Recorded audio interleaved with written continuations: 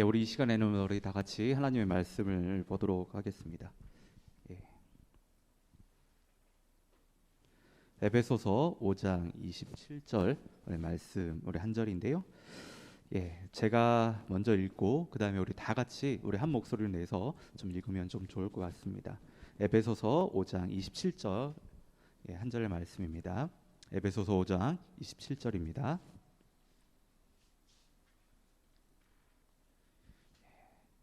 자기 앞에 영광스러운 교회로 세우사 티나 주름 잡힌 것이나 이런 것들이 없이 거룩하고 흠이 없게 하려 하심이라. 다 같이 읽겠습니다. 자기 앞에 영광스러운 교회로 세우사 티나 주름 잡힌 것이나 이런 것들이 없이 거룩하고 흠이 없게 하려 하심이라. 아멘.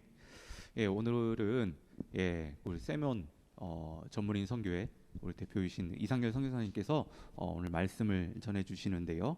영광스러운 공동체라는 제목으로 말씀을 전해 주실 때 많은 은혜 받으시길 바랍니다.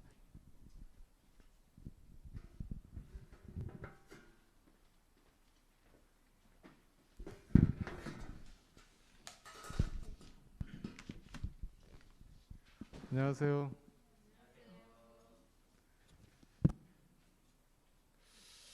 코로나가 다 걸린 것 같아. 하여튼 첫 예배 이렇게 드린다고 해서 또 불러주시니 감사하고, 와보니까 제가 불러온 사람이 3분의 1은 넘은 것 같은데 하나님이 또 위대한 역사를 이룰 줄 믿습니다. 전 성도의 간부화가 된 것 같네요. 그러니까 북한에 보면 전 인민의 간부화라고 했는데 다 반주하고 찬양하고 뭐 작업하고 하는데 또 저 뒤에 중보기도도 하고 막 하나님의 놀라운 역사가 있기를 바랍니다. 먼저 축하드리고, 교회를 이렇게 세운다라는 자체가 사실은 뭐 어려운 일인데 하나님이 또 그렇게 세우셔서 또 우리를 멤버로 불러주셨던 것 참 감사한 것 같아요. 그러니까 예루살렘 교회들도 그렇고 초대 교회들도 보면 엄청난 사람들이 처음부터 모여가지고 하는 데는 별로 없는 것 같아요. 또 엄청난 뭐 목사님이 다시 또 개척을 해서 확 모이고 뭐 이런 것들도 많지 않은데, 특별히 또 이렇게 둥지교회를 여러분이 또 함께 세워간다는 것에 대해 참 감사하고 축하하고 또 격려합니다. 오늘 말씀을 통해서 좀 은혜를 나누고 싶은데, 그 캐티시 이펙트라고 해가지고 그 매기 이론이라고 있다고 그래요. 그러니까 우리가 그 뭐냐면 한 어떤 조직에 위대한 사람이 한 사람이 탁 들어가가지고, 아니면 똑똑한 사람 한 사람 들어가가지고 그 사람이 막 충동질을 막 하니까 딴 사람들이 이제 그 도전을 받아가지고 막 이렇게 그 전체가 이제 상향되는 그런 이론이라고 그래요. 근데 그거와 똑같이 이제 반대되는 그런 이론이 있는데, 우리 흔히 잘 아는 나비 효과라고, 버터플라이 이펙트라고 해가지고, 그게 이제 뭐 브라질에서 바람이 조금, 아마존 쪽에서 바람이 약간 불면 그게 확 커서 나중에는 텍사스에 돌풍이 일어난다, 이런 이론이긴 한데 실제로 그리 되겠습니까? 이론이죠. 그런데 한번 생각해 보고는 그 텍사스에 돌풍이 많이 일어나거든요. 그 돌풍이라는 게 그냥 그곳에서 일어나는 게 아니라 사실 시작부터 조그만한 그런 돌풍, 작은 바람부터 시작이 된 거죠. 오늘 우리 둥지교회가 첫 그런 바람을 일으키는 그런 놀라운 역사 시작점이라고 저는 생각합니다. 그 날개짓에 여러분이 함께 지금 하고 있다라고 저는 믿고 있습니다. 그 날개짓이 완성되려면 각자의 영역에서 섬겨야 되는데, 그 영역으로 어떤 형제는 찬양 인도를 하고, 어떤 사람은 또 믹싱기를 잡고, 어떤 사람은 기도를 하고, 어떤 사람은 대표 기도를 하고, 어떤 사람은 반주를 하고, 어떤 사람은 앉아서 같이 자리를 지키고, 이것이 모두가 합쳐져서 하나의 그 이펙트 효과를, 나비 효과를 지금 일으키고 있다고 저는 믿고 있습니다. 우리 삶에도 그런 일들이 많죠. 예전에 2017년인가요? 그때 이제 스웨덴의 어떤 여자아이 한 명이 16세, 17세 정도 됐는데 그 아이가 이제 우리의 미래를 힘들게 하지 말아라. 환경을 지켜야 된다. 막 그렇게 자기 나라의 그 의사당 앞에서 큰 소리를 좀 질렀더니만 결국에는 몇 년 지나서 그 아이가 유엔에 가서 이제 발표를 하는 일이 있었고 아마 열 몇 살 된 아이가 유엔 그 회의에서 도널드 트럼프를 째려보면서 이제 그 연설했던 게 세계적으로 유명한 일이 됐죠. 물론 그 아이한테도 그 아이가 결국 이제 노벨상을 받을 그런 위치까지 가고 그랬는데 그 아이한테도 큰 어떤 상을 받았다는 그런 영광스러운 일일 수도 있겠으나 더 중요한 것은 그 아이 하나 때문에 세계를 바꾸는 그런 놀라운 일이 벌어진 거죠. 그 아이 한마디 때문에 결국 우리의 일도 작은 몸짓 같지만 위대한 역사가 일어나는 그 시작점이 될 수 있다는 거. 근데 현실을 보면 좀 역나비 효과들이 많은 것 같아요. 보면 지금 뭔가 하나 잘못해가지고 큰 사고를 치는 그런 경우들이 많잖아요. 예전에 어떤 분이 보니까 핸드폰을 이제 자동차 운전을 하다 보니까 전화를 받은 거예요. 전화를 받았는데 경찰이 나타난 거예요. 경찰이 나타나서 스티커를 끄는 거예요. 그러니까 보니까 여기 우리 캐나다 같은 한 300~400불 벌금 내거든요. 그래서 벌금을 내고 나니까 그 다음 생일날 되면 또 축하금이 날아오잖아요. 돈 내라고. 벌점 몇 점 넘으면 그 100몇 불을 또 내야 돼. 근데 그걸 안 냈어. 그러다 보니까 운전면허가 정지가 돼버렸어. 정지가 됐는데 차를 못 끌고 다니니까 직장을 못 가는 사태가 벌어졌어. 결국은 이제 직장을 잃어버렸어. 직장을 잃다 보니까 집에 월세를 못 내. 그래서 노숙 상태로 빠져버리는 그런 사태가 일어났던 케이스들도 있다는데 역나비 효과죠. 어떻게 보면 나비 효과지만 좋지 않은 나비 효과의 일들이 있는데 우리 이때가 어떻게 보면 우리 지금 이제 선택하고 있는 일들 중에 좋은 어떤 나비 효과도 있지만 안 좋은 나비 효과들도 있는 것이죠. 왜냐하면 부정적 생각을 자꾸 하기 시작합니다. 그런데 하나님의 교회를 세운다는 것은 위대한 하나님의 역사라고 저는 믿고 있습니다. 그래서 우리가 오늘 성경 전체에 교회라는 단어가 들어가서 교회를 뭘로 보고 있는가 그에 대해 좀 살펴보고 싶습니다. 한 3가지 정도 있는데 살펴보고 싶습니다.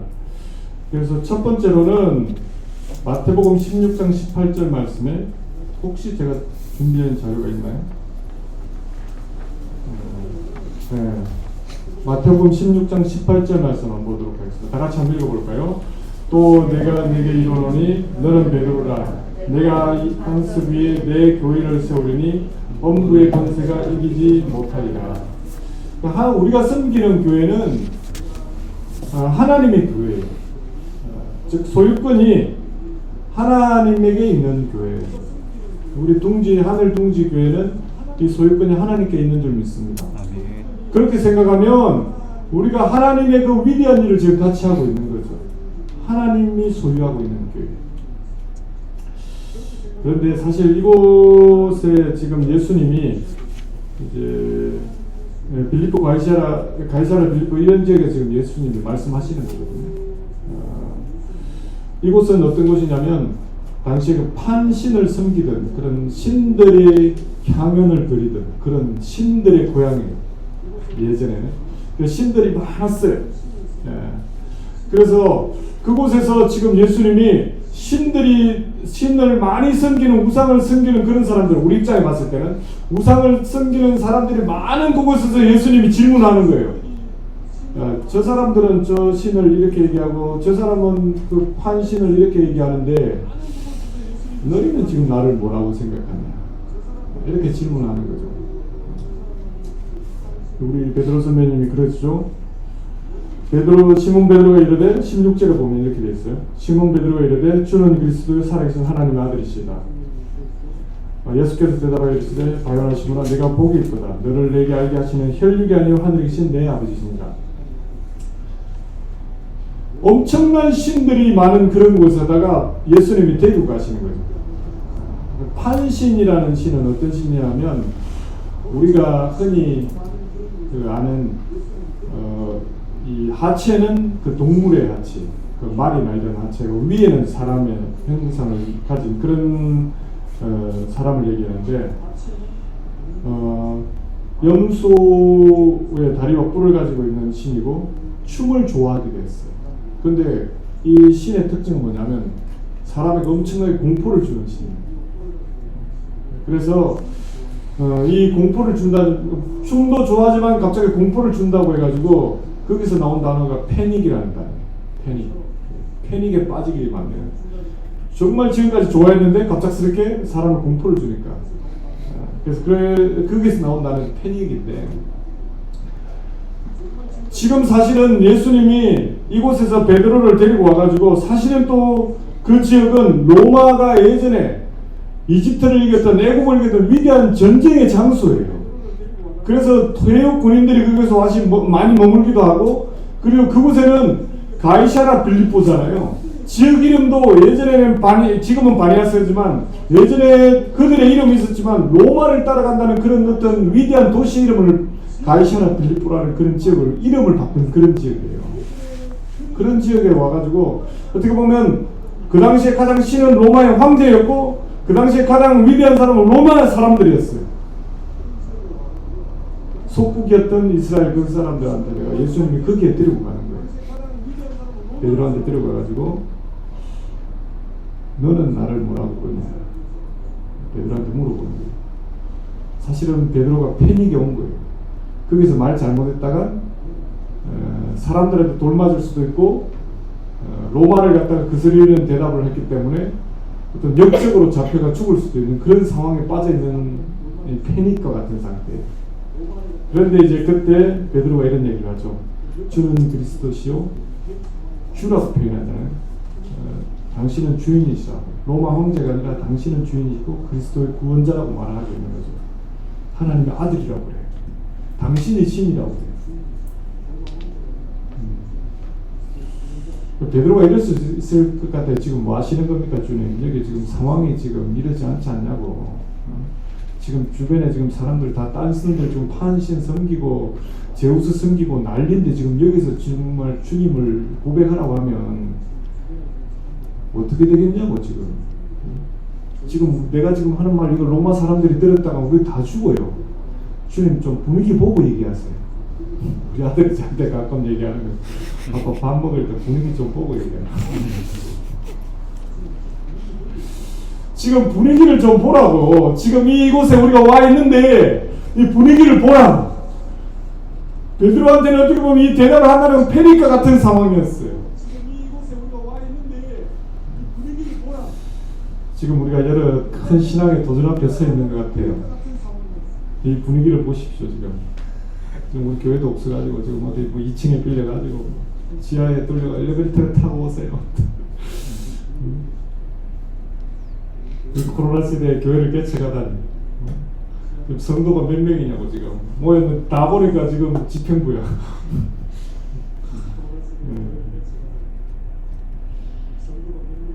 건물도 없는 교회를 개척하기도 할 뿐만 아니라 재정도 충분하지도 않고 마더 교회도 없는 것 같고 목사님 보니까 능력이 좋아가지고 막 재정을 또 많이 버는 사람 같지도 않고 이런 상황에 있는데 지금 마치 패닉과 같은 상황인데 이런 곳에서 예수님이 예루살렘에서 질문하지 않아요.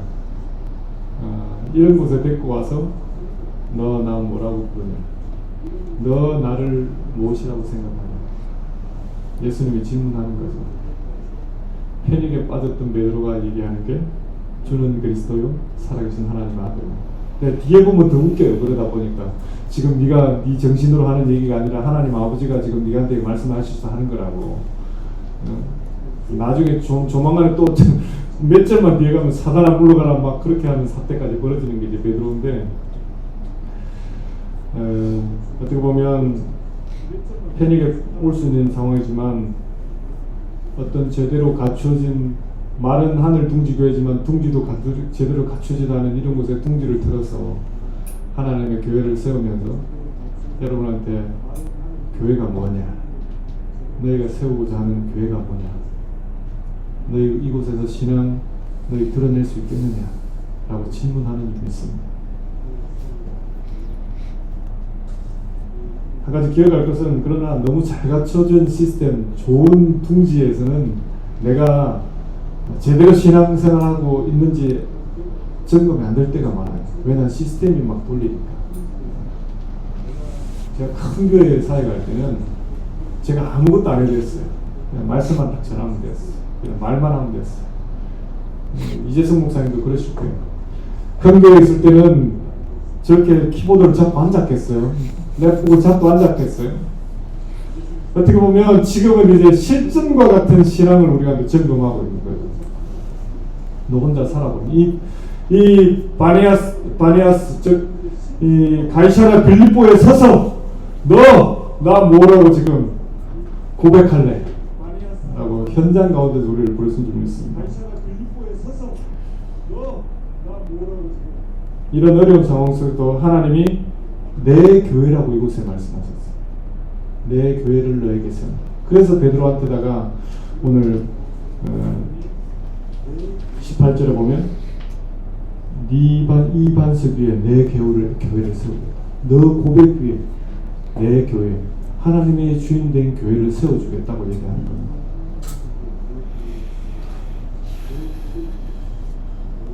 이 소유권이 하나님께 있다라는 사실을 우리가 잊지 말아야 될 것입니다.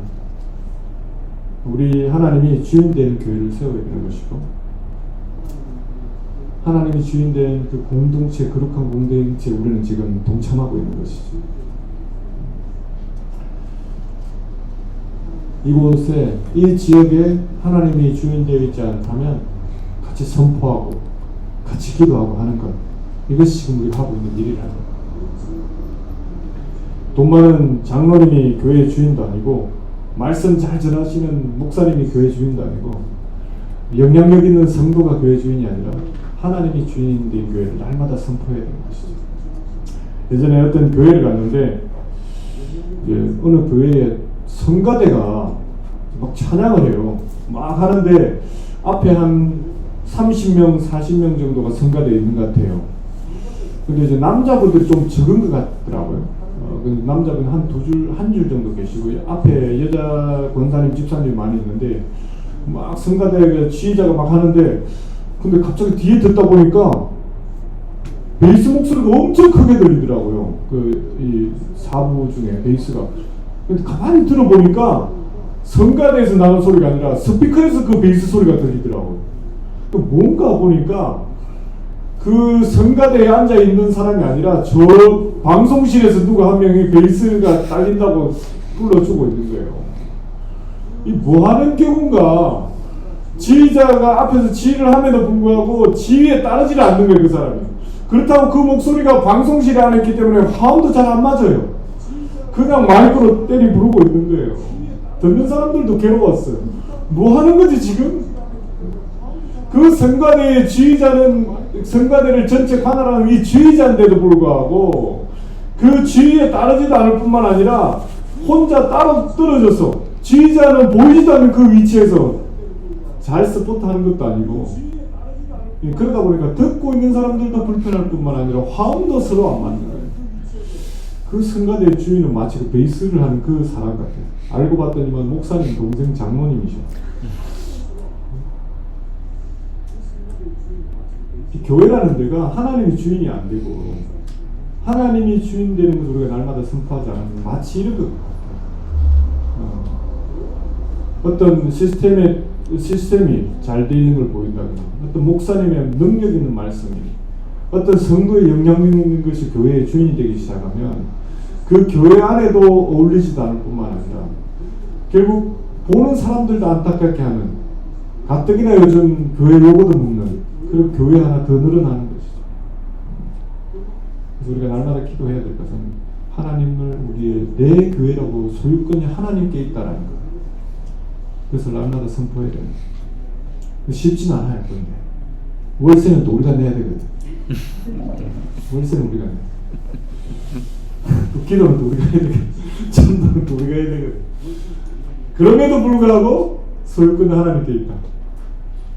너무 스트레스 받지 말고. 그럼에도 불구하고 저는 이곳에 있는 모인 여러분들을 마치 골리앗 앞에 서 있는 물맷돌을 든 다윗과 같다고 저는 생각합니다.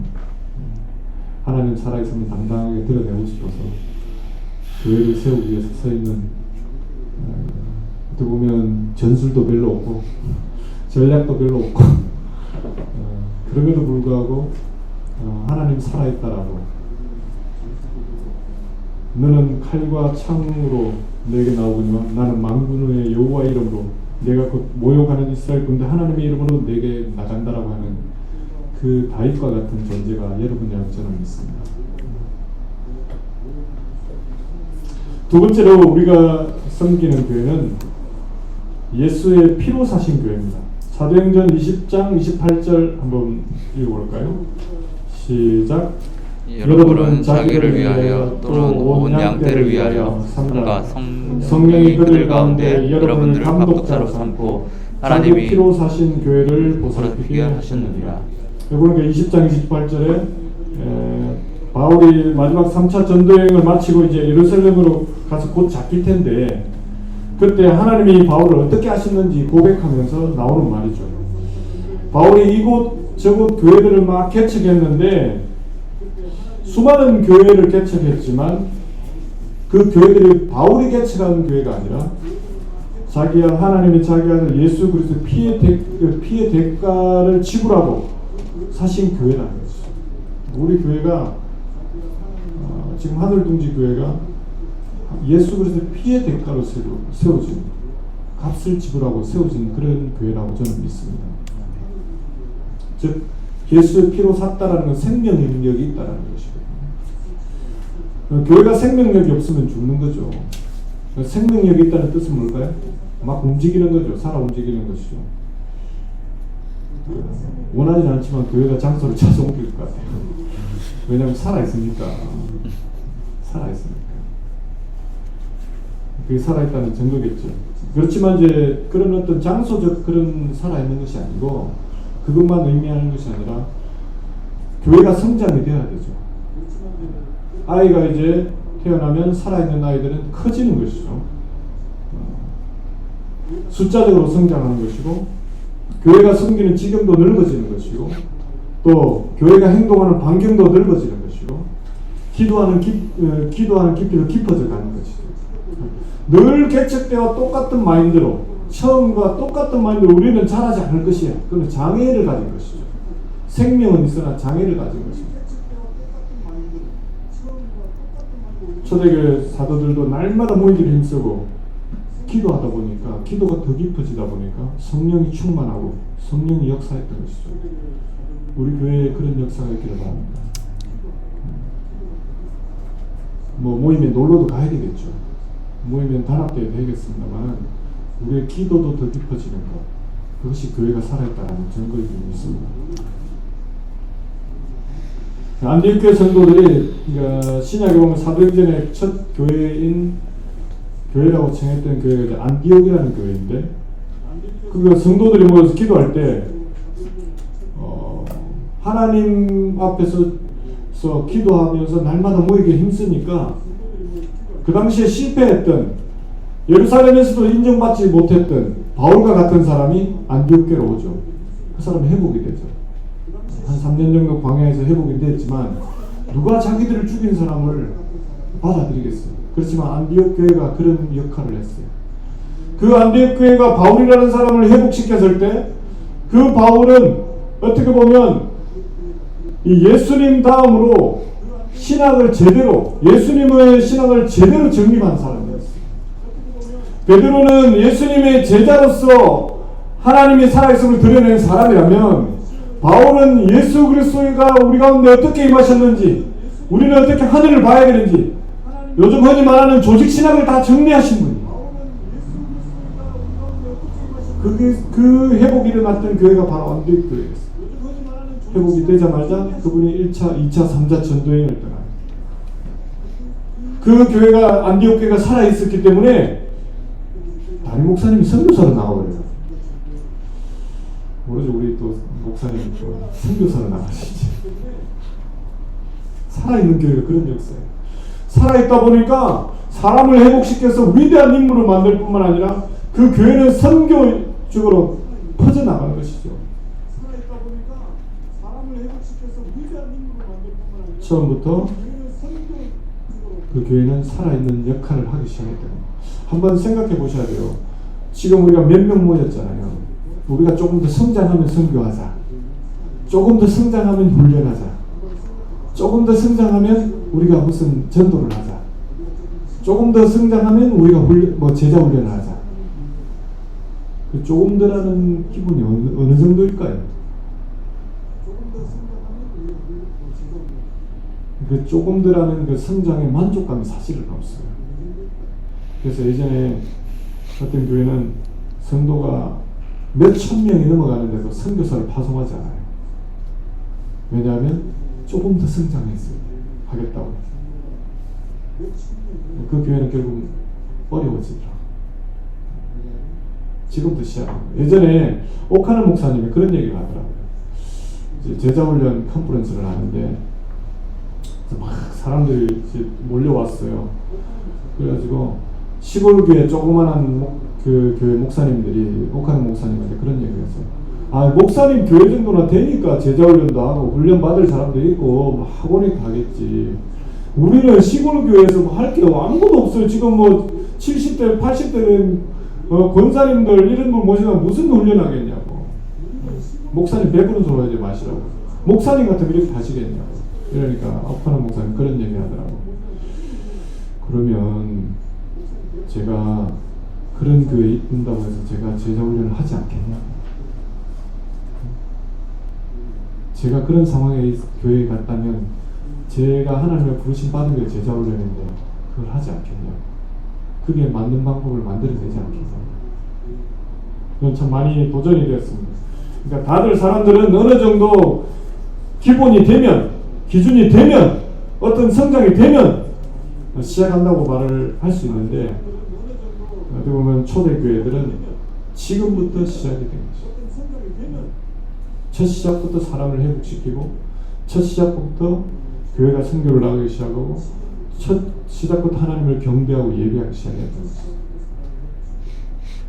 요한계시록 3장에 보니까 사대라는 교회가 나옵니다. 사대 교회 사자에게 편지하라. 하나님의 일곱 영과 일곱 배를 가지신 이가 이르시되 내가 내 행위를 아노니 내가 살았다 하는 이름을 가지시는 죽은 자로 살아있는 것으나 사대 교회는 죽은 교회 같습니다. 명목적인 교회를 가진 이름만 가진 그런 교회였던 것이죠. 우리 교회가 살아있었으면 좋겠습니다. 지금부터 시작했으면 좋겠습니다. 캐나다 노인들한테 이제 그런 게 있다 그래요. 깨워주기 회 그런 게 있다 그러더라고요. 한 65세 뭐 70대 은퇴하고 나면 사람들이 많은 사람들이 죽는데요. 그 한 5년 안에 다수의 사람들이 죽을 수 있다고 해요. 그 직장에 출근할 때는 아침 7시 일어나서 사람들이 직장에 나가기도 하고, 근데 직장을 그만두면 이제 한 7시 일어날 이유가 없잖아요. 8시에 일어나기도 하고, 그 다음에 이제 좀 더 지나니까 9시에 일어나기도 하고, 좀 더 지나니까 10시에 일어나고, 우리 아이들도 방학 때니까 12시에 일어나기도 하고, 안 깨우면 2시, 3시까지 안 일어나는 거죠. 잠이 계속 늘다 보면 나중에 한 8시간 자던 사람들이 20시간까지 잔대요. 어떤 일이 벌어지냐면 하루에 3끼를 먹던 사람이 2끼 먹기 시작하고 나중에 하루에 1끼밖에 안 먹는 거예요. 그래서 계속 잠을 자야 되니까. 그래서 계속 침대에서 내려오기가 겁나고, 침대 안이 가장 안전한 곳이야. 계속 잠을 자다 보면 그러다가 이제 돌아가시는 분이 많대요. 그래서 대개 이런 분들은 이제 혼자 사는 분들이 그런 경우가 많은데, 신문이 온다거나 뭐 또 우유 배달이 온다거나 어떤 우편물이 배달이 왔을 때 그 주변 사람들이 이제 그 시청이나 경찰들이 지켜봐 주는 것이죠. 그래도 이제 그런 홀로 그 고독살 상황이 생기니까 이제 서로 깨워주는 역할을 하는 거죠. 그래서 이제 아침 7시 되면 이제 돌아가면서 당번을 정해가지고 예, 김씨 일어나세요. 리차드, I'm here. 뭐 여하튼 그러면 서로 깨워주는 것이죠. 그런데 이 사람들이 자기 집 옆에 한 5분 거리에도 공원이 있고 조금만 걸어가도 걸을 곳이 있고 깨어날 곳이 있고 운동할 곳이 있는데도 불구하고 사람들이 그냥 운동하지 않고 그냥 잠을 자면서 죽어버리는 경우가 많다는 것이죠. 그래서 서로 깨워주고 그래서 그 사람들한테다가 일거리를 조금씩 만들어줍니다.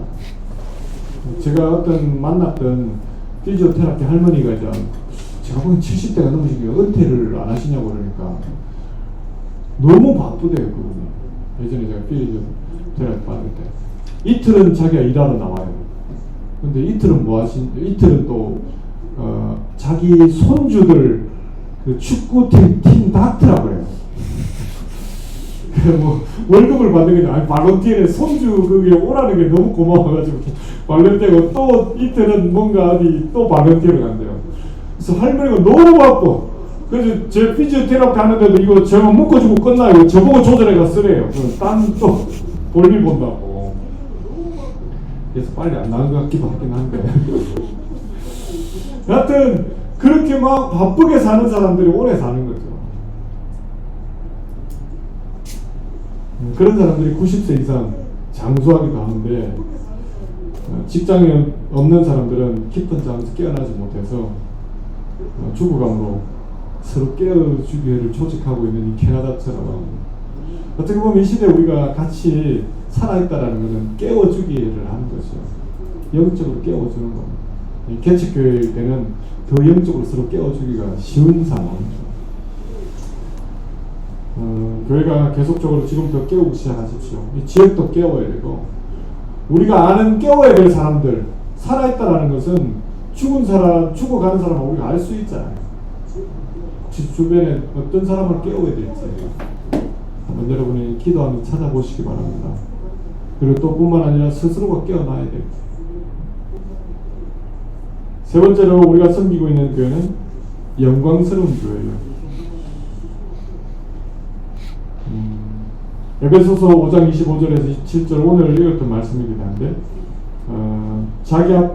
남편들은 아내 사랑하기를 그리스도께서 교회를 사랑하시고 그 교회를 위하여 자신을 주신 같이 하라.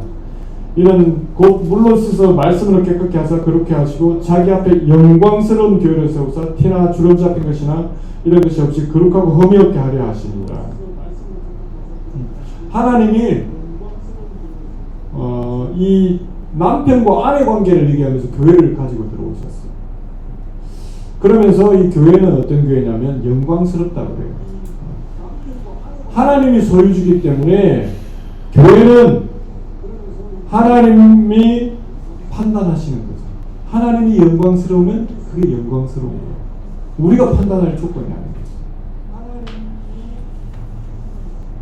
거죠. 예전에 이제 보니까 이제 해외 여행을 예전에 갈 때는 다 현금을 다 환전해 갔잖아요.